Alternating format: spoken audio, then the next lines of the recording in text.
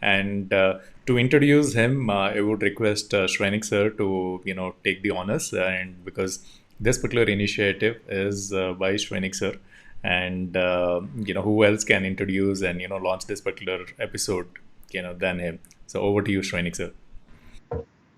Thank you, Rohit.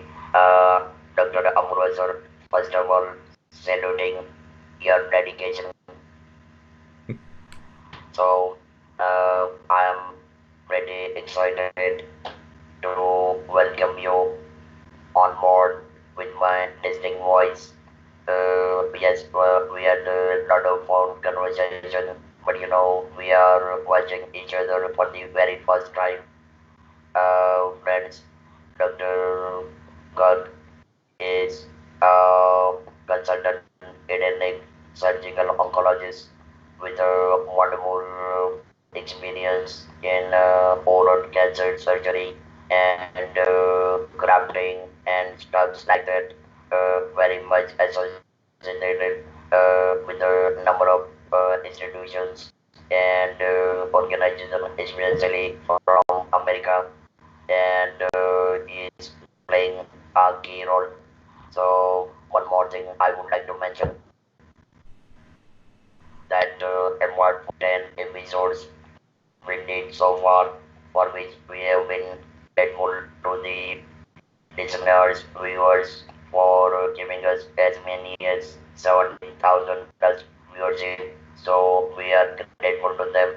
But at the same time, today we have come up with altogether a new concept, and Dr. Apurva Garg will speak more about this. But I believe that this episode will be helpful, useful for the people living outside metro cities. So they might be living in a small town or small cities or like that. But again, as I already mentioned earlier, we are trying to bridge the gap between cancer patients and the cancer specialists, so that we can, I mean, neither me nor Ravi, we are not doctors, but at the same time we are trying to bridge the gap and trying to bring the patients closer for early diagnosis, timely treatment, and in turn saving valuable life. So once again, welcoming you, Dr. Amuraj sir. Over to you, Ravi. Yeah. Thank you, sir. Welcome, Apurva Garg.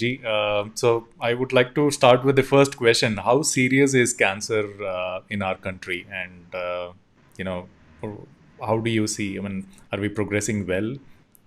क्या चल रहा है? Sir, thank you so much for giving me this opportunity, Shrenik sir and Raviji. So, you see, cancer is a big monster in our country. India is perhaps the cancer capital of this world. We get the maximum number of cancer patients because we have very high percentage of tobacco consumption in our country. 50% of the cancer in males are associated with tobacco, and in females it goes up to 20%. And around 28% of our population consumes tobacco. So that is why you see cancer is a big problem here. In 2016, we had around 14 lakh cases in a year, which has come to around 18 to 20 lakhs this year. And in the next decade, it is expected to cross around 25 lakh patients. And our infrastructure is not at all adequate at present. We have around one oncologist for 1600 patients, which is much less than the international standard of 100 to 400 patients for one oncologist. Oh my We God. have majority of our hospitals situated in the metros, and there is very less oncology treating centers or facilities in the tier 2, tier 3 cities. The patients have to travel up to 1,000 kilometers for treatment of cancer. So you can see how much pain they have to take for treatment of cancer. Okay, this is surprising. So what you meant is the number of, I mean, 1600 is to 1, that is very alarming. I mean, that you can't even believe, the number of patients. So, मतलब इतने patients होंगे तो doctor को, I mean, doctor will not have enough time to, even they travel and come to a nearby hospital or, hospital after, which is 1,000 kilometers away. I don't think so that the doctor will have enough time to, give attention to each and every patient and, treat them carefully. Yes, you are right. In Western countries, one oncologist sees around 10 to 20 patients in a day. But for India, this goes up to 75 to 100 patients in a day.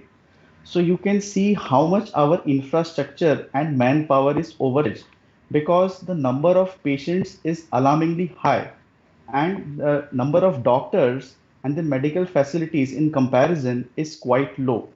So we need to invest heavily. There was a committee by our parliament which worked on it, and they suggested that we have to invest further thousands of crores and also create manpower for this. So what government is doing is they are increasing the number of seats of oncology in our medical colleges and our premier institutes. They have increased the number of nursing staff which is specialized for oncology. They are building more centers. We are very soon going to come up with National Cancer Institute in Jhajjar, which is going to be the apex National Cancer Institute for India. We have another premier institute, Tata Memorial Hospital in Bombay, which is famous world over and is one of the topmost oncology centers in the world. So it is working as a hub and spoke model. So what they have suggested is that we need a one hub, that is one apex center for around 4 crore population. So we need around 30 to 35 such hubs, and each hub will serve 8 to 10 spokes.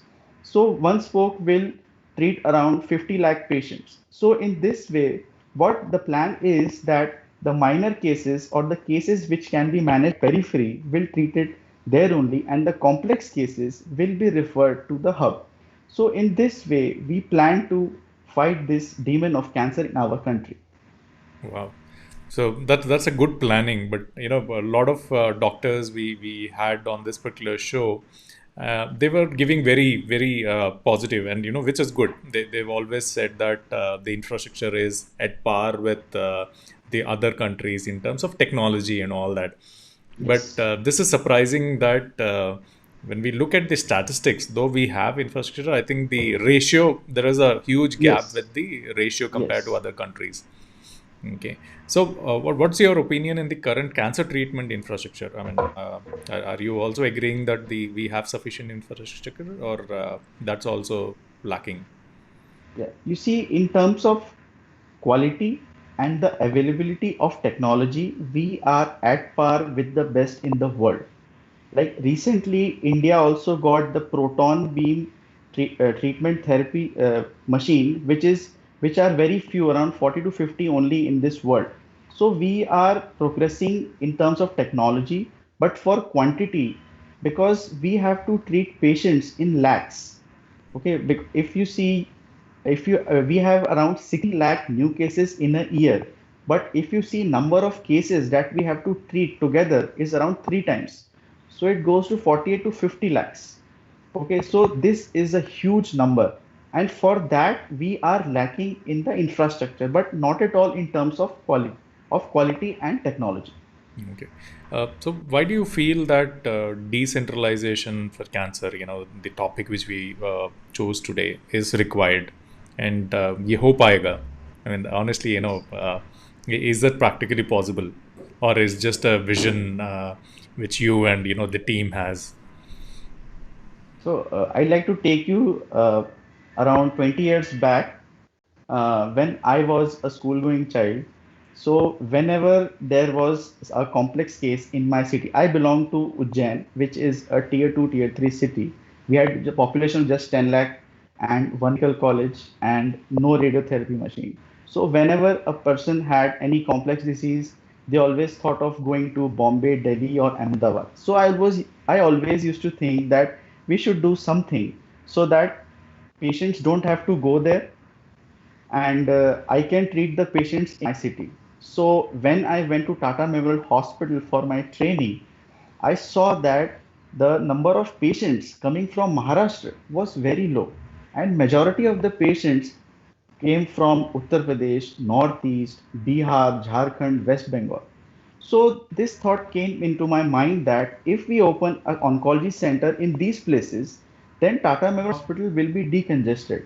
Because in our OPD, we used to see 150 to even 200 patients in a day, and it was too much. So as I told you, for a doctor in Western countries, he's seeing just 1/8 or 1/10 of what we were seeing.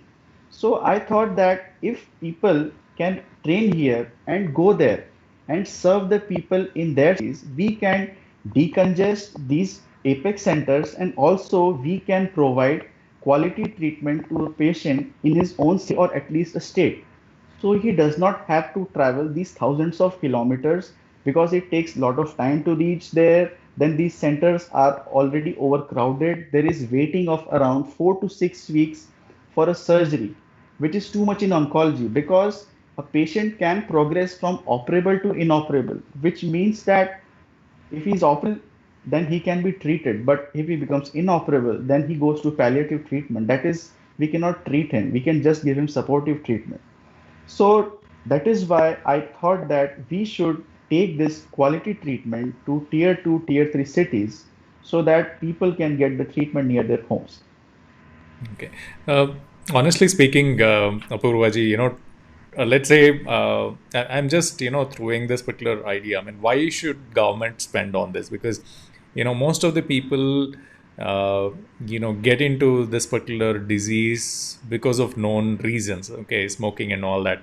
So being a policymaker or being part of these particular forums where apart from doing your regular activity as a surgeon, you participate in these seminars, create a group, and represent government and try to ask for stuff, or request some changes, or ask for funding, and in new hospitals or decentralized hospitals.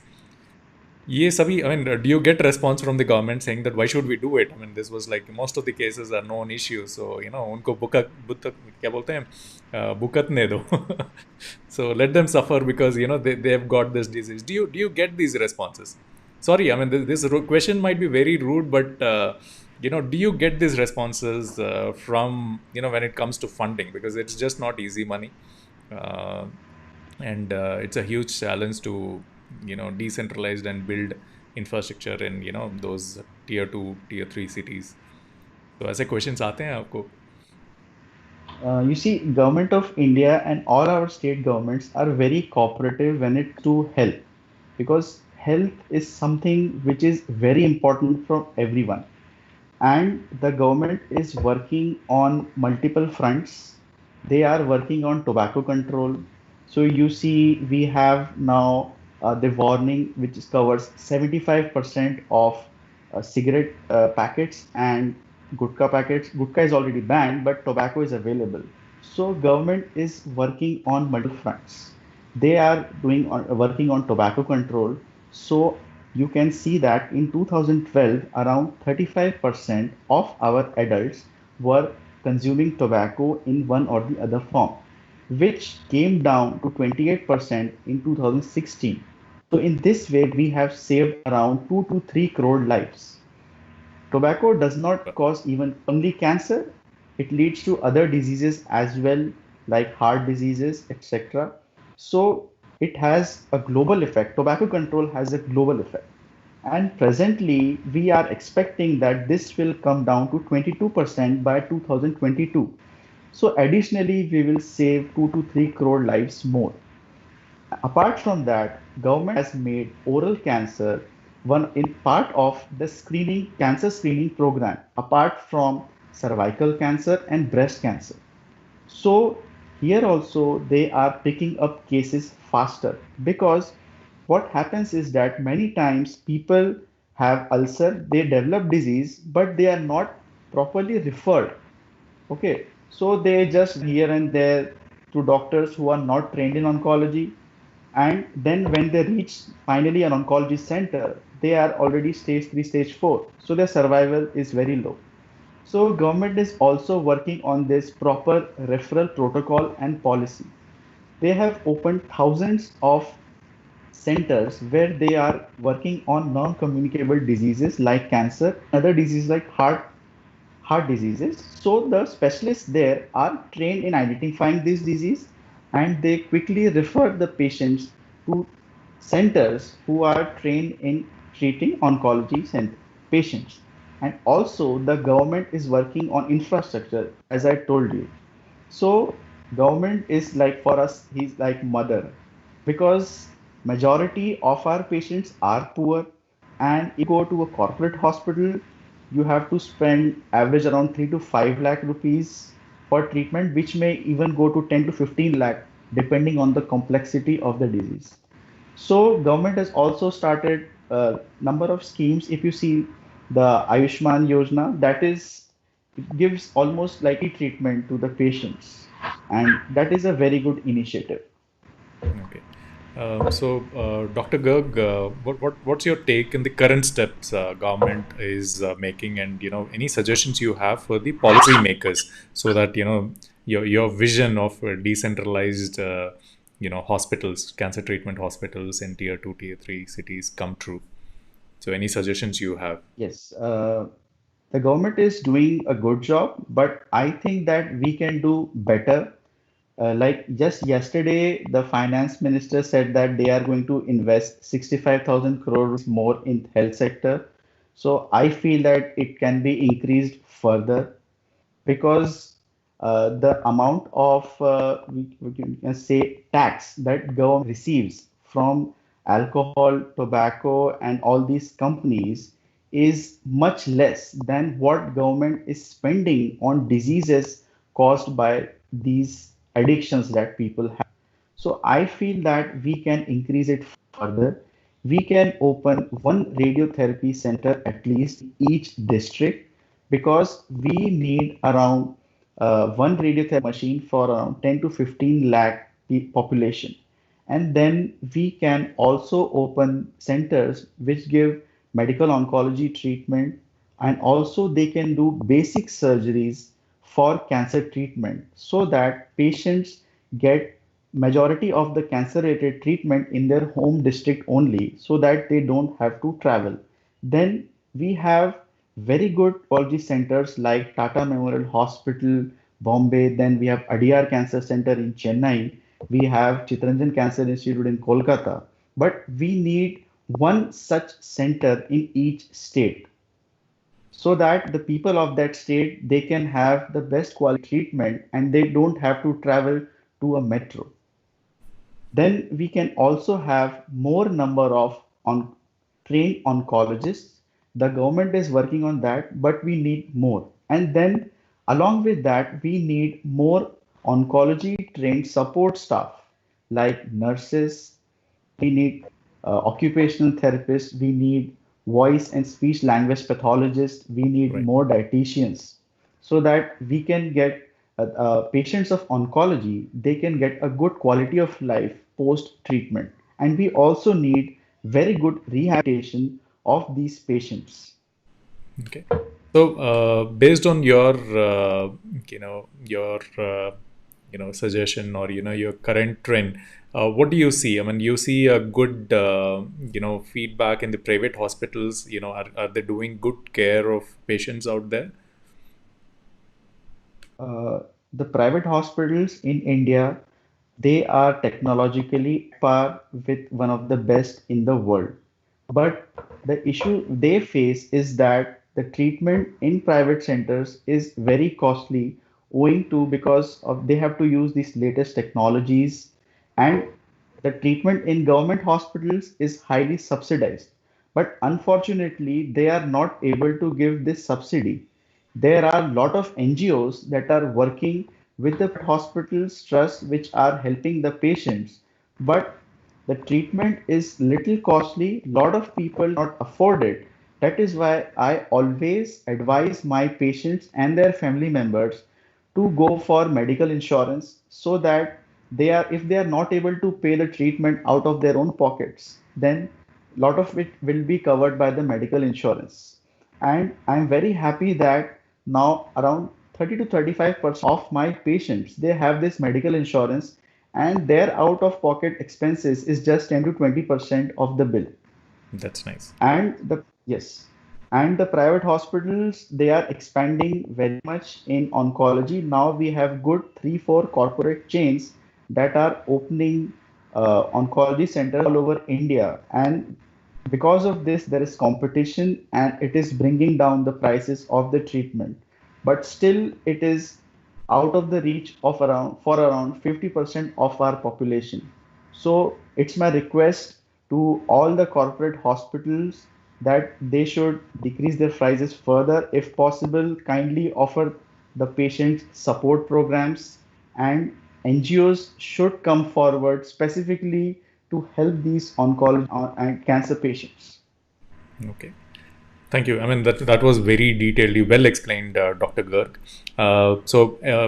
People who are watching, if you have any questions related to cancer, or the way India is treating cancer, or any questions related to head and neck cancer, feel free to ask while Dr. Garg is live. So my next question, Dr. Garg, you were talking about the specialist who should be around. It's just not an infrastructure of a doctor, a hospital, and then one cancer surgeon who is in the hospital, but there is a team that is involved, including the dietitian. So do we have colleges which are sufficiently training people on oncology, or is it only those specialty hospitals like Tata Memorial and Adyar in Chennai? Are these only hospitals expanding and trying to have best of the doctors with them? So are the colleges ready? I mean, that's my question with respect to training in terms of oncology and the recent technology changes. What's your observation on that? My observation is that our training institutes are expanding and they are modernizing themselves. Like lot of them are getting the latest technology like robots and teletherapy machines. Then now we have highly specialized gamma knife surgery, that is a specialized radiotherapy. So they are that also. They have increased number of seats. Like when I joined my training, my institute used had only 16 seats for surgical oncology, which has increased to 24. So, and there are number of more institutes which have increased their seats. So I think presently we are producing more than 100 specialized, highly trained oncosurgeons in our country. And if we include the radiation oncologists and medical oncologists, it goes up to 500. So that is very good. And these are being increased further. As far as support staff is concerned, we have one of the best institutes for rehabilitation also, for speech and language pathology, but the number of students that we are producing is low. So that is also increasing. We are keeping up with the time, but the only issue is that number of patients like cancer is running ahead. It's running faster than us. So we need to increase it further. Yeah, I think why not have 1,600 students, who are eligible to join oncology, and increase the seats to 1,600 and increase the trainers, or the doctors who are specializing in. I think that's the equation to solve your never-ending puzzle, because the graph will keep moving up, and the number of students, every 5 years, 10 years, increasing from 16 to 24, increasing the seats by 10 seats a year. I think it will take No, ages. that is, yeah, that is one institute. So we have 15 such institutes. Yeah, So I the know. So increase is 10 to 50, yeah, yeah, but each yeah. institute should have at least 100 or 200, doctors, oncologists who should be passing out every year to, match your, ratio of patients versus doctors. I know it's a tough thing. There are a lot of things which go behind the scenes, but yeah, the students are ready to pay. Ready to pay for private this thing. So when the parents are ready to fund, and I don't see any why. Is it lack of professors, or doctors who actually build the next student category? Why is this, slow movement of increasing the seats in medical thing? Why is it so tough to get into getting a medical seat? You see, it's tough because the number of students who are taking the exam is very high as compared to the number of seats available. So that is the main reason it is tough. And India produces one of the best doctors in the world because we have the best training, the best teachers.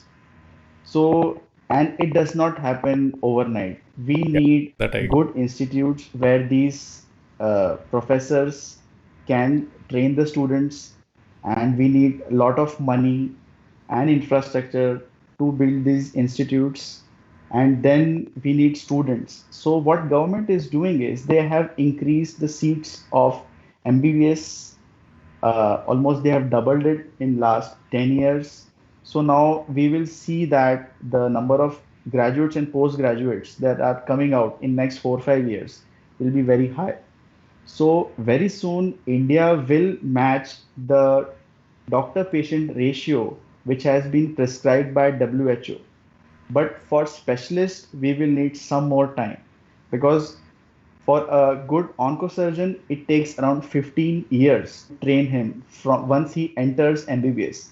So you see, you cannot just fast forward 15 years. True. So that is the issue. Yeah. Shrenik sir, do you want to add on here? We have some comments and questions coming in the meanwhile. We'll read that after. Yeah, uh, Dr. Amritsar, I must compliment you, and I'm really grateful to you for choosing this specific topic because in fact, you have given me a kind of a news need to think it over. Uh, See, I'm having a privilege of connecting with quite good number of healthcare professionals who are into management side, and from tomorrow onward during my talk shows and interviews and even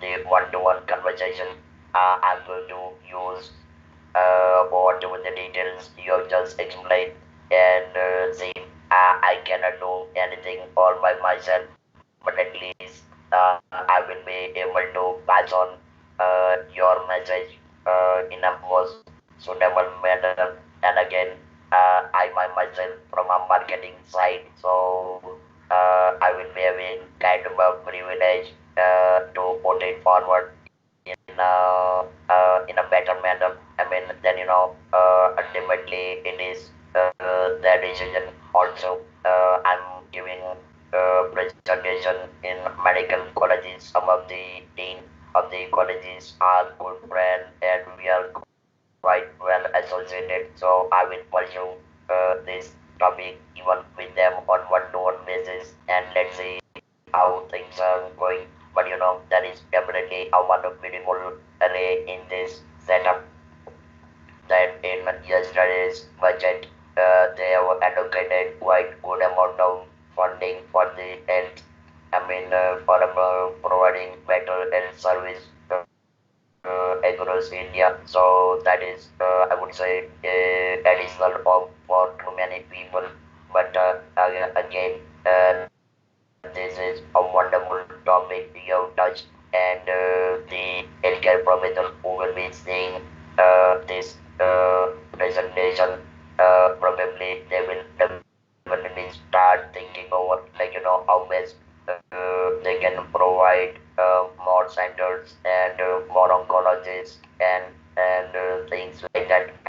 And of course, technology wise, absolutely we are at par. And as I'm always saying during all our episodes so far, that Indian oncologists, they are absolutely at their best. I would say they are not human being, but they are definitely working as a being human all the way day and night, and their dedication is fantastic.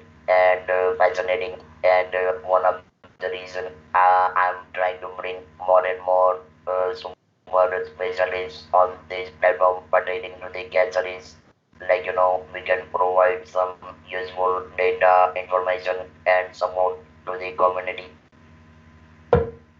Yeah, that's right, sir. So, Dr. Garg, we have some comments and compliments rolling in.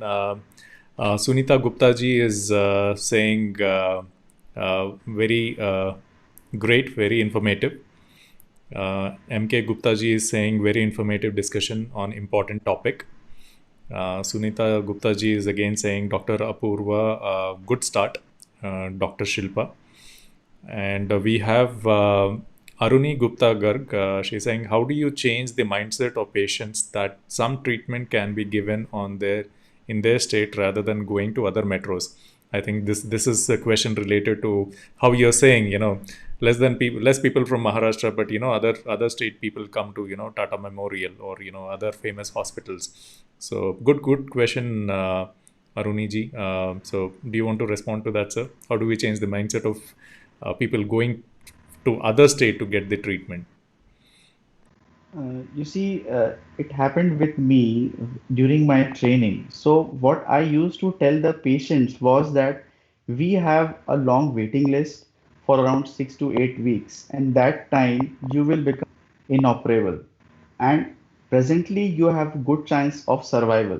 So, what we used to do was we always used to refer them to doctors which were trained by our institute so that we had full faith in their treatment and the patient also developed confidence in them because when we tell them that this person has been trained by our institute, then they feel that this person will give me exactly the same treatment that that he's going to get here if he gets treated there. But because of this time factor, then the patient they prefer to go back, and then we tell them that it will be better for them to get treated near their hometown. It will be logistically more feasible for them because what happens is that in cancer you need regular follow up. A patient has to visit the treating doctor every 2 to 3 months. So when they are close to their homes, so this is also very feasible for them logistically, and also it saves a lot of money for them. And then slowly what happens is that they develop good rapport with their local doctors and they themselves start referring patients to them. So in long term, it decongests the premier centers. True. Uh, Thank you, sir. Thank you for answering that. So we have other comments coming in. Shivani Ratna Parki, she is complimenting very interesting topic. And we have Cicely Ray. I also think cancer patients who travel even short distances should have accommodation available and should not have to stay on the streets as they do in Mumbai. So I think Yes. yeah, this is I think this is really painful. Very good point, Cicely Ray. This is what I see. I mean, there are two Yes. scenarios. One, patients waiting outside the hospital and their family members waiting outside the hospital and sleeping on the roads. And I also see soldiers when they are recruited, or there is a recruitment program happening for army. I see them sleeping on the streets, and that's so painful. They're both the scenarios are so painful to see. So sir, iske bare mein what do you want to uh, say? Yeah, so that is like the crux of why I've chosen this topic. When I was undergoing my training at Tata Memorial Hospital, Bombay, every day I used to pass the street from Elphinstone station to the hospital, and I used to see hundreds of patients and their relatives. They were living on the footpath on both sides of the road, and it was a very emotional sight. You see a patient who has Ryle's tube inserted in his nose, and his son is feeding him on roadside. So a normal person will literally cry, but we have seen thousands of such patients. So uh, what we feel is that why don't we build such hospitals near their home state or in their cities so that they can get this quality treatment and they don't have to live on the roads. So I think definitely uh, uh, Mrs. They should have must have seen these incidents and must have gone emotional because for a normal person it is a sight which is very difficult. So that is why we can decongest our primary centers and take this cancer treatment to tier 2 tier 3 cities. Hopefully these sites will not happen. Okay, so true. Dr. Garg, we also have Sunita Gupta ji asking another questions. Patient need proper guidance outline. How will they get it? So a lot of times, she feels that they are not getting proper guidance. So कैसे मिलेगा? What I feel is that we need proper referral policy so that these cases are identified fast so that we can get the spectrum where presently what is happening is that oncology centers are getting patients in stage 3 stage 4. So if these patients are referred fast and identified fast, we can do stage migration and this can come down to stage 1 stage 2 so that we increase the survival and also the treatment cost. And what we need is that these oncologists they they counsel the patient well, because when a patient is told that he has cancer, they feel is that the doctor has signed their death warrant, and it is not at all like that. Cancer is treatable if detected early. I have seen patients of stage 4 who have survived for more than 20-25 years. During my fellowship, I saw patients who were treated in 1980s. So they were coming for follow-up since last 35 years. So you see that a cancer patient can live for such a long period also. So people should remove this fear of cancer from their minds. Okay. And it is the duty of the doctors, and our doctors, they counsel the patients well. But then again, it comes down to that if a doctor has to see 100 patients in a day, how will he give proper time to each of the patients? True. So, next question, sir. This is from Mr. M.K. Gupta. Dr. Apurva, will you please highlight the points about decentralization of cancer treatment and how you feel other specialities can be involved in this innovative project? So, what I feel is that it has to be a government and private combined effort. We need corporates so that they can build good institutes, but we need government to support them. We need more trained doctors, which can come from these premier government institutes. Then government has to create infrastructure at district level. We need health workers who can screen these patients and refer them, because we have cancer patients even in villages. We have these cancer patients in the remotest parts of our country. So it has to be a collective effort by everyone. All right, so there's another question from Shivani Ratnapharaki. Doctors, are there any category or any criteria that patients should consider where they should take proper treatment? So before approaching a doctor, matlab, what are the basic prerequisites they should check for a doctor before they go and decide that okay, this is the doctor whom I will get it treated, because ये patients के दिमाग में हरदम रहता है that second opinion and all that. Am I choosing the right doctor? When he's saying that I'm in stage 2 or stage 3, is it correct or wrong? So that's a good question, Shivaniji. So how do we pre-qualify a doctor as a patient before approaching and deciding to go with him?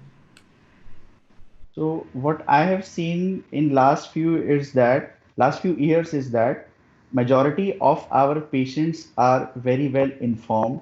They search about and research about their disease on internet, because nowadays almost everyone has a smartphone.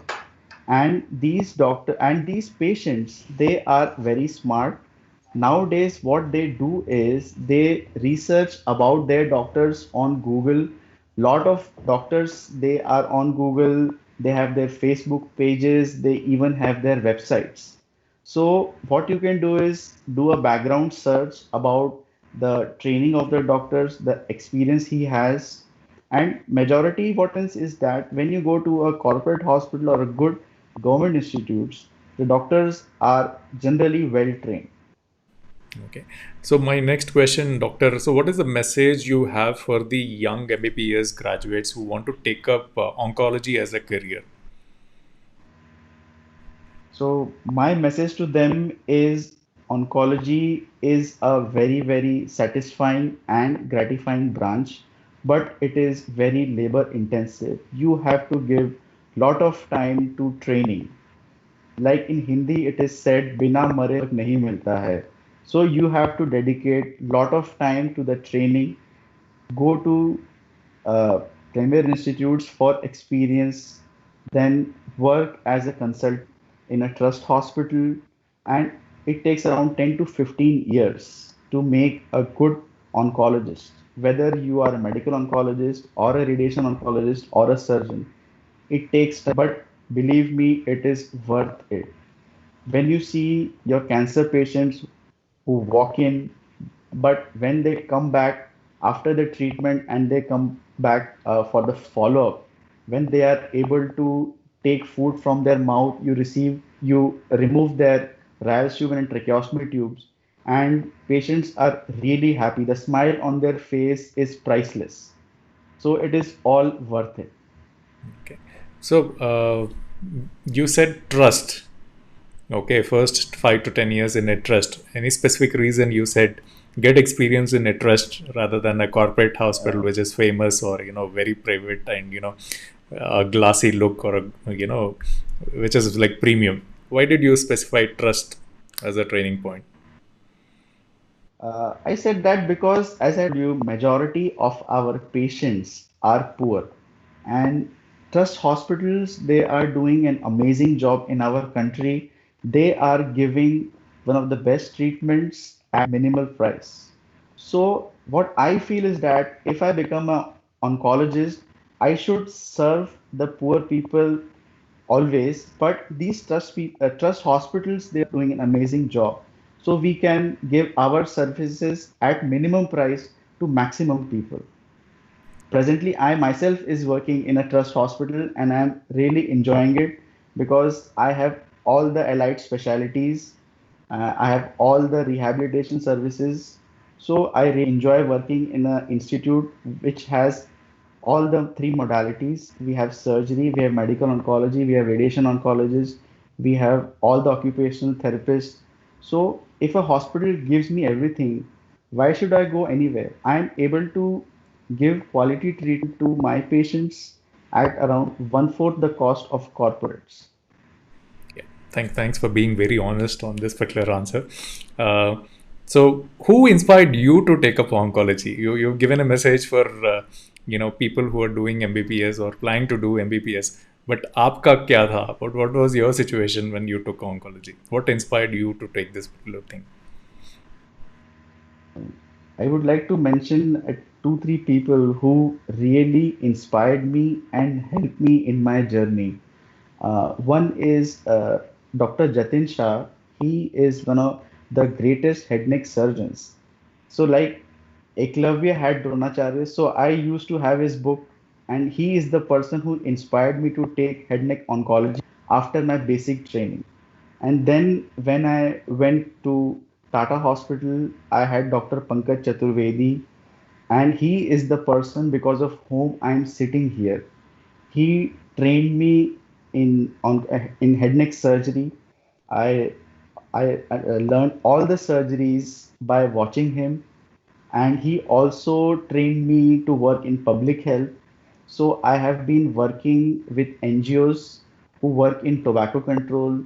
We work with teachers and principals of schools so that they may make their institutes tobacco free. We also work with policymakers police so that they may enforce the tobacco laws in their cities. And then the third person is Dr.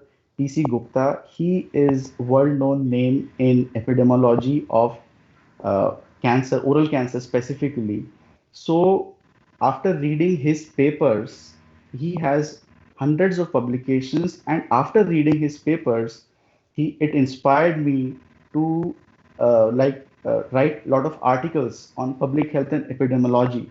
So we wrote articles on adverse effect of areca nut, pan masala, nicotine.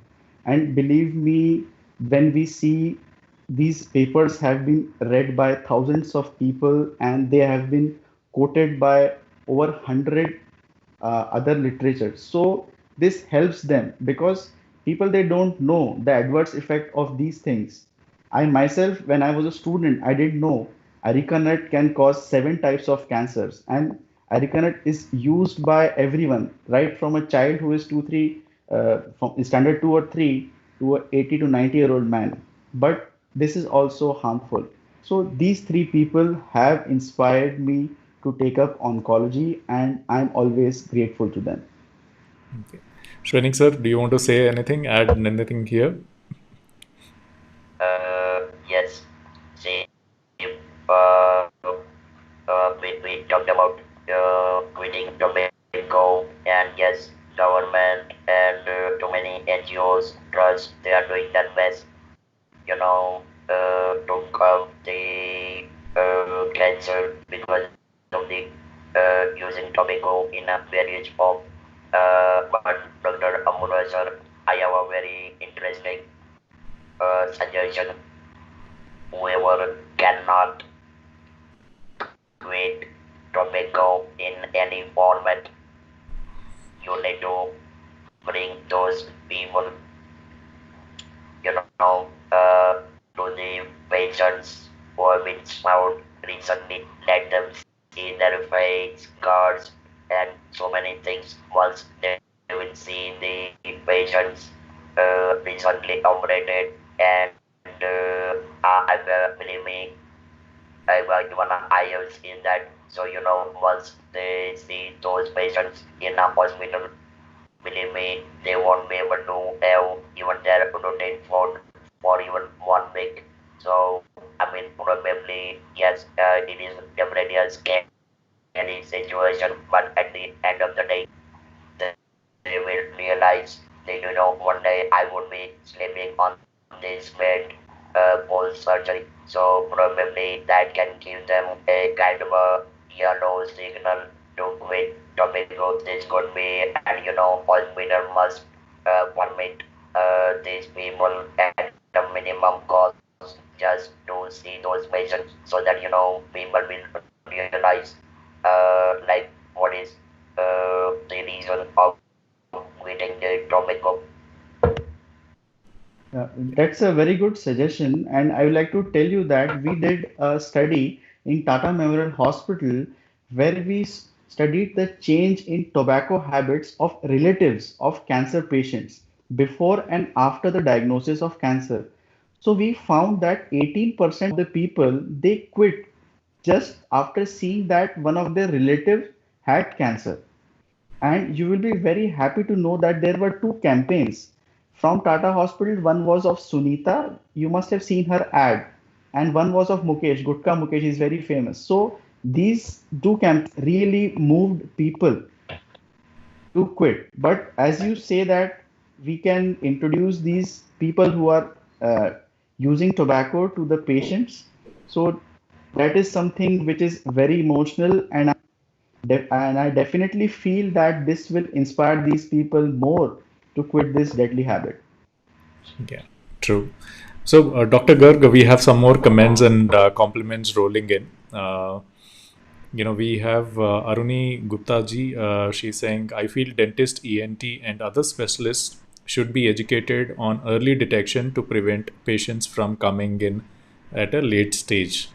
I think this is referring to chota ulcer and all that. They delay it instead of highlighting to go for a pre-screening. And Sunita Gupta ji is saying awareness is still a problem. In stage 3, also people still feels a small ulcer only. So though it is there for a longer time, they feel that it's just a small ulcer, so let's not go for the treatment. Very, very true, Sunita ji. Uh, Trisha Biswas has a question. How do you think that the infrastructure can be improved so that the same treatment options can be available in a government hospital as the corporate ones offer?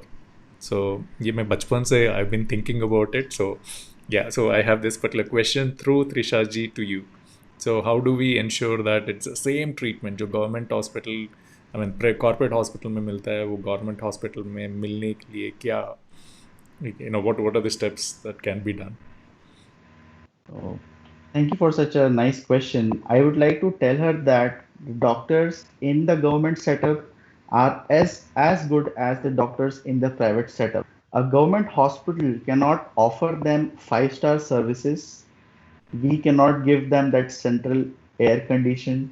There are a few government hospitals which are at par with the corporates in these services also. But by and large, what we see is that the government hospitals they give good treatment, but the patients they expect the services at par with the corporates. So I would like to tell her that this will take some time, but please have trust in the government hospital doctors. They will treat you well, they will give you the best services, but you cannot get those five-star services. Yeah. And the government hospitals are improving, and maybe in the next 3 4 years, you will see that there is a drastic change. Yeah. Well, one of the things I was, thinking, because I also, every time you come across a government hospital, you think of what is the solution. I think if each private hospital can adopt one room in a government hospital, okay, like, this room or this ward or this operation theater is supported by Apollo Hospital. This ward and this particular room and studio is supported by XYZ corporate hospital. I think that will solve, because their brand, though there are different segment of customers there, that brand and that care given by adapting each portion in bits and pieces would should solve it. Yeah, but this is one weird idea. I think that can be a possibility if government hospitals allow one section to be taken care of and adopted, and ensure that the same infra AC na ho, but the look and feel and everything else is as classy, as standardized as a corporate hospital. So, Yeah, that's a good suggestion. Yeah. I and feel that our corporates should donate more for health. true. Okay, sir, Shrenik sir, you want to add anything here? Yes, this is for Dr. Amrozar. Sir, as you know, I am stage 4 cancer survivor, and this is my 24th year, which you know pretty well. So, Yeah, that's thank you. So, sir, I would like you, I mean, being a head neck surgical oncologist, I would like you to mention to the viewers that there are definitely possibilities that stage 4 cancer survivors are living pretty good life, and I mean, instead I mentioned that I would like that you better describe a bit.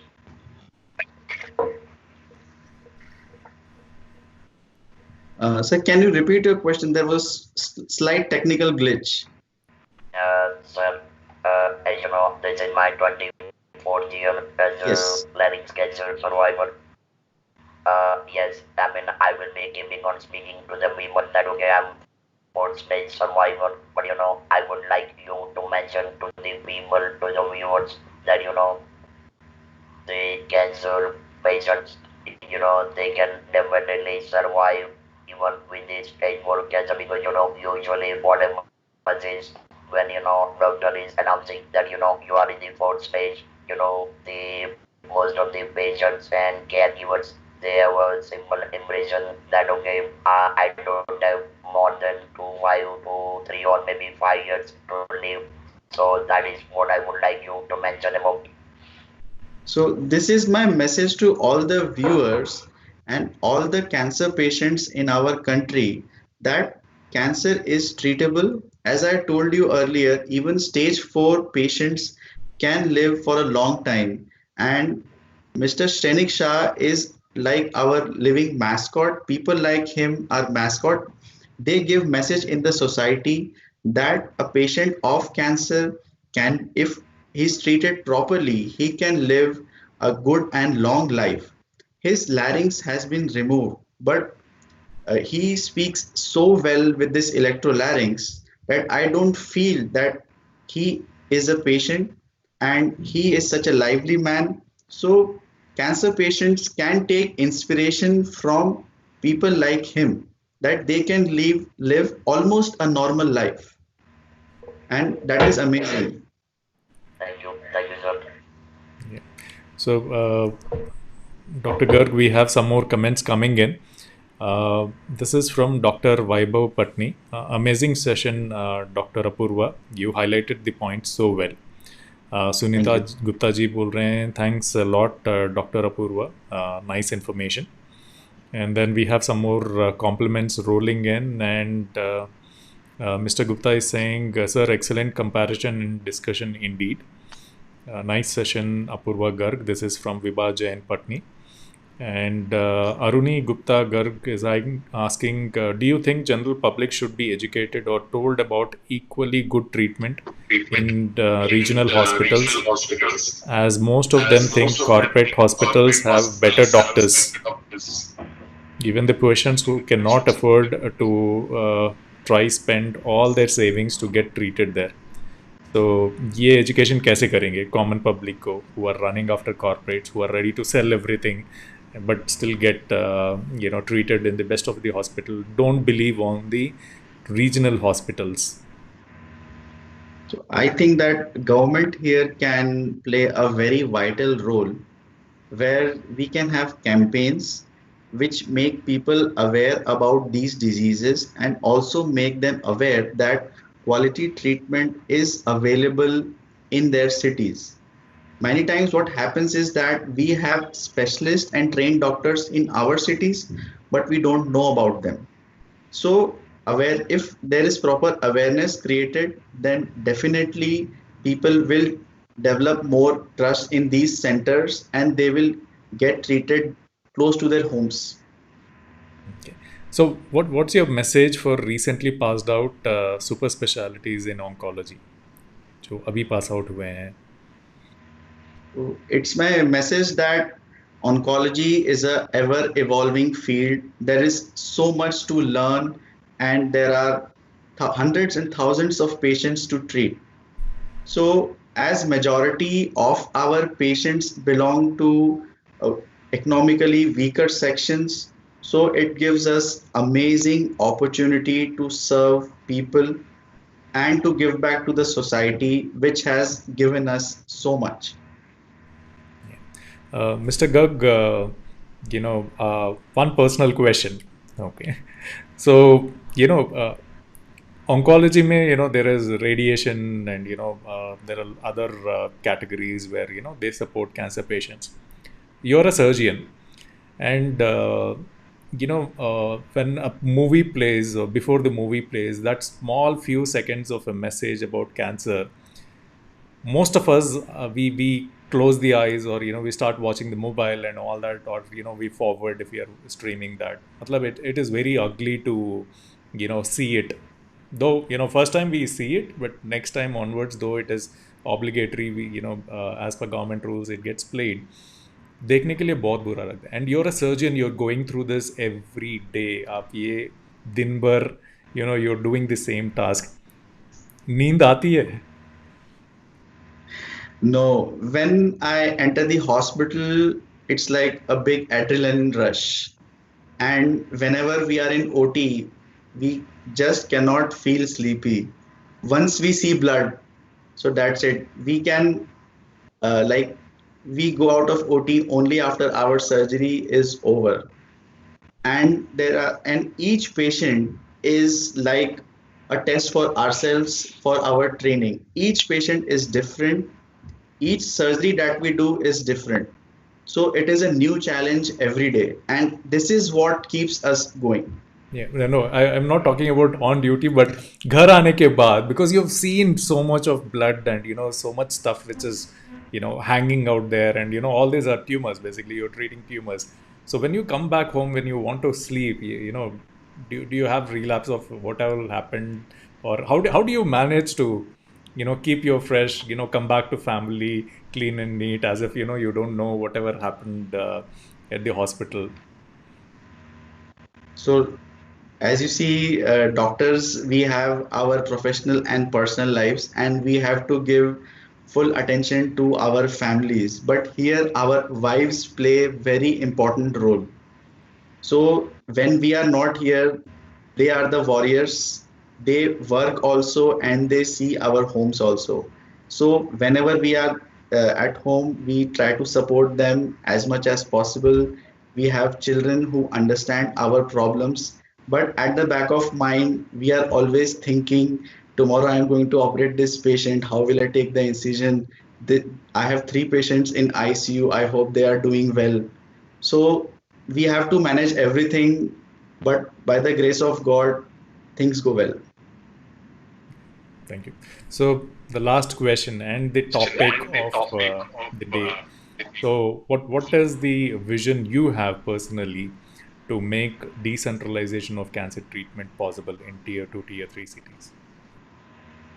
So it's my vision that there must be hundreds of Apus presently in our country who are in their various stages of training. They must be in during their MBBS or PG or specialty training, or they have completed training but are working in big corporates. And a lot of them must be thinking what they can do for their local population, for their local people. So I want them to serve the people who are closer to their homes. They should get the best training. But if they have good opportunities near their home, then why not serve the people there? So that these people, they don't have to travel thousands of kilometers. So it's my vision that there must be good oncology centers in each district.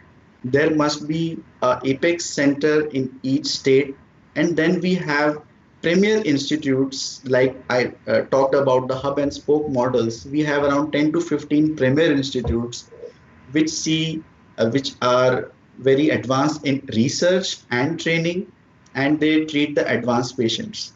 So my vision is that a person from northeast should not go to a metro like Delhi or Bombay for treatment. He should be treated there itself.